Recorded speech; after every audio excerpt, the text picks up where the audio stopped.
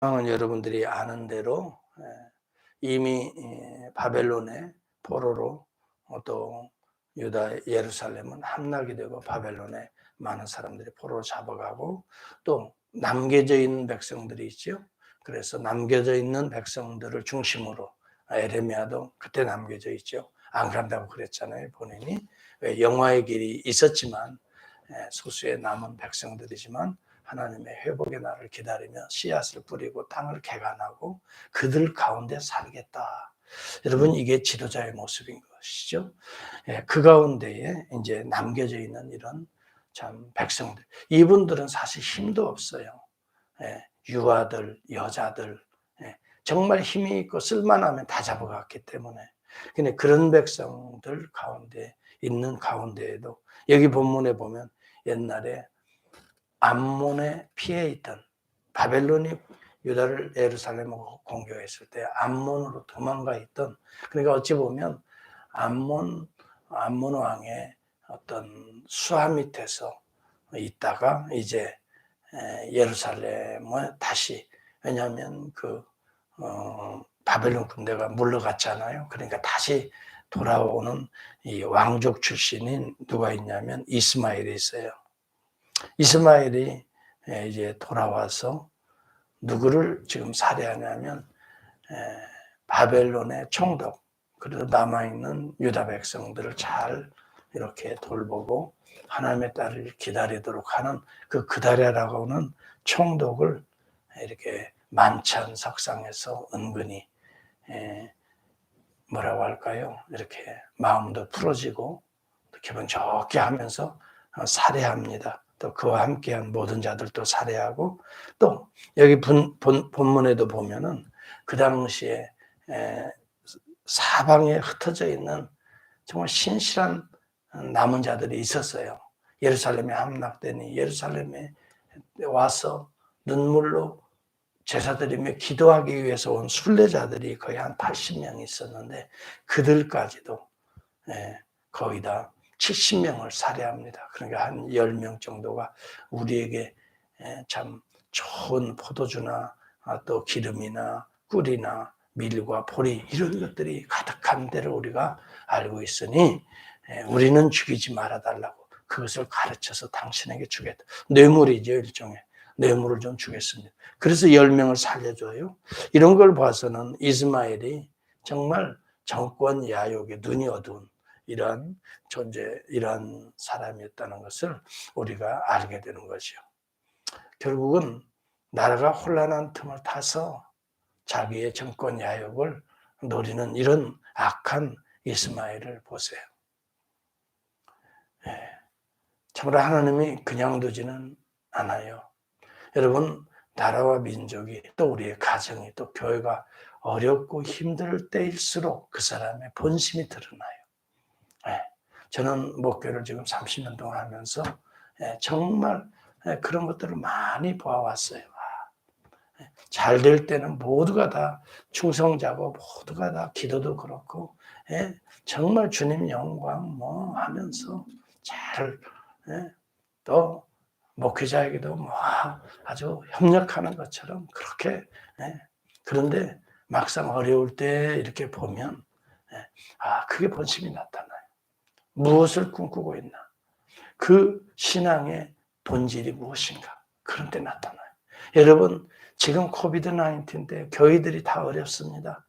우리 교회도 마찬가지입니다. 여러분, 이러한 때 여러분의 신앙의 본질이, 신앙의 본심이, 여러분 내 마음의 중심이 과연 내가 주님을 어떻게 섬겨왔고 어떻게 섬기고 있고 또 어떻게 섬길 것인가, 이런 것들을 잘 한번 이 말씀에 비추어서 여기 나타나는 인물들에 비추어서 자신을 점검해 볼 수 있다면 우리가 하나님 앞에 다시 설 수 있어요.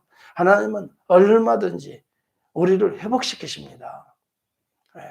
만약 우리를 회복시키지 않으신다면 여러분 그 하나님의 이 언약의 메시지, 말씀의 메시지가 어디로 간단 말입니까?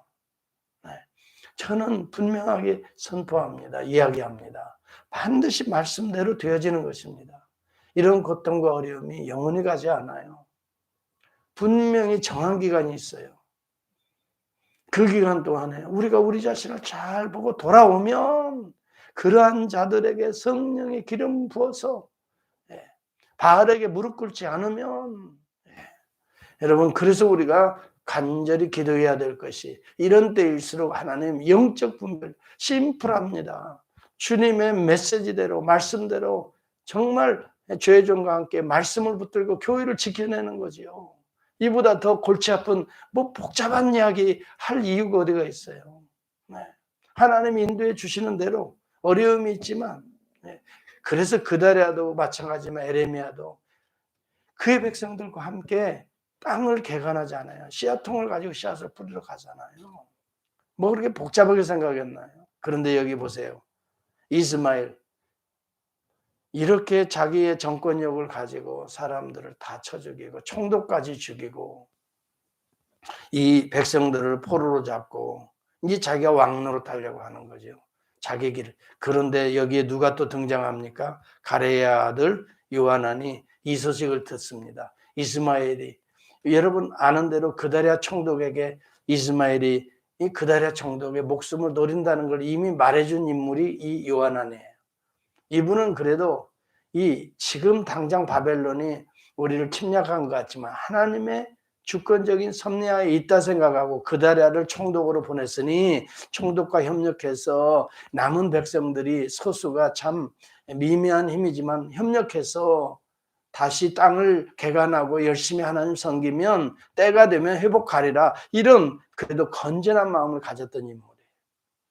이 소식을 듣고 염두했던 문제가 드디어 터졌구나 생각하고 자기가 수하에 있는 군대들을 이끌고 이제 이스마엘을 잡으러 이제 출정식을 합니다. 그때 이 요하난이 군대들을 이끌고 온 것을 보고 이스마엘에게 포로로 잡혀가던 모든 사람들이 일시에 도망쳐서 어디로 오냐면 이 요하난에게 오는 거예요. 이때 이스마엘이 이제 자기와 자기 수하에 8명밖에 원래는 10명 데리고 이 정권 정말 쿠데타를 모의했는데 2명이 전사 중에 죽었나 봐요. 여하튼 8명을 데리고 어디로 도망가요? 여기 몇 절에 그게 나오냐면 15절에 보면 요하난을 피하여 암몬 자손에게로 도망하니라 그랬어요. 암몬의 이러한 지원을 받고 쿠데타를 모의하고 애매한 백성들을 그래도 주님 섬기는 백성들을 다 죽이고 하나님의 뜻인 그다리아의 총독까지도 다 죽이고 여러분 이것은 단순히 정권 야욕이 아니라 하나님의 거룩한 뜻을 어떻게 해요? 대적하는 행위지요. 그리고 어디로 도망가요? 암몬에게 피해버려요. 원래 본심은 암몬의 사람이라는 거예요. 이게. 그 다음에 여러분 요하난이 그래서 이 포로로 잡혀갈 뻔했던 그 사람들을 다시 데리고 와서 이제 예루살렘에 기거하면서 다시 뭘 해보려고 하는데 이 그다리아 총독이 죽었다는 소식을 이 피살됐다는 소식이 바벨론이 알게 되면 자기가 이 이스마엘은 이미 도망가 버렸고 자기가 애매하게 누명을 쓰고 자기도 더 어렵게 될 것 같으니 어디로 가냐면 애굽으로 도망갑니다. 17절에 보면 애굽으로 가려고 떠나 베들레헴 근처에 있는 게롯 김함에 머물렀으니 여러분 잘 보세요. 사실은 요한안도 정말 하나님의 뜻에 따라 뭔가 협조해 가면서 제대로 하려고 했는데 갑자기 이스마엘은 물리쳤는데 갑자기 두려움이 오는 거예요. 과연 내가 바벨론의 군대와 군대들이 들어와서 다시 점령한다면 나는 어떻게 될 것인가? 여기에 두려워서. 참 어떤 면에서 보면 인간적으로 보면 이해도 갑니다. 바르게 해보려고 노력을 그중에 했던 인물이 요한이에요. 그런데 보세요. 아무리 그렇게 한다 하더라도 진짜 신앙은 목숨을 내놓고라도 목숨을 내놓고라도 오히려 남은 백성들을 지키고 예루살렘을 지키고 그래야 되죠. 왜 또 애굽으로 피합니까? 애굽으로는 이미 에레미야서를 통해서 애굽으로는 가지 말라, 가지 말라, 이주하면 안 된다. 그것을 42장 다음 장 내일입니다. 42장에 보면 애굽 땅으로 가는 것은 하나님의 뜻을 거역하는 것이다. 하나님의 원래 계획이 아니다. 이것을 계속 이야기, 이제 42장에 보면 그 내용이 나옵니다만은, 이것이 이제 에레미야에게도 영향을 미쳤기 때문에 에레미야가 애굽을 반대합니다. No, no, no, 그건 아니다. 그럼에도 불구하고 애굽으로 떠나는 이주하는 여기 누구예요? 요하난의 모습을 보면서 자, 오늘은 여기 본문에 보면 그다랴의 좀 어리석은 모습이 나와요. 만찬 열고 뭐 그러니까 혁대까지 다 풀어놓은 거예요. 편안하게. 여러분 지금 나라가 이런 상황이 있는데 긴장을 하고 기도하고 매달려도 하나님 붙들고 씨름해도 정말 우리가 인간적이기 때문에 자칫 하면 순간적으로 잘못하면 비극하면 우리가 곁길 가기가 쉽거든요. 이러한 때 더 정신 차려서 기도하고 주님의 뜻을 구하고 내 이 머리, 내 가슴, 내 손과 발을 주여 주의 성령이 묶어주십시오. 주의 성령이 인도해 주십시오. 여러분 이래서 내가 십자가의 길이고 고난의 길이고 형국의 길인 것 같지만 가시밭길 같지만 주여 주님 따라갑니다. 주님 말씀대로 순종합니다. 내가 오늘 땅을 척박합니다. 아무도 없습니다마는 땅을 개척하겠습니다. 내가 씨앗통을 복음의 씨앗을 뿌리겠습니다. 이렇게 한 사람 두 사람 모아서 여러분 정말 땅을 지키고 교회를 지키고 하나님 나라를 지켜내야 될 상황인데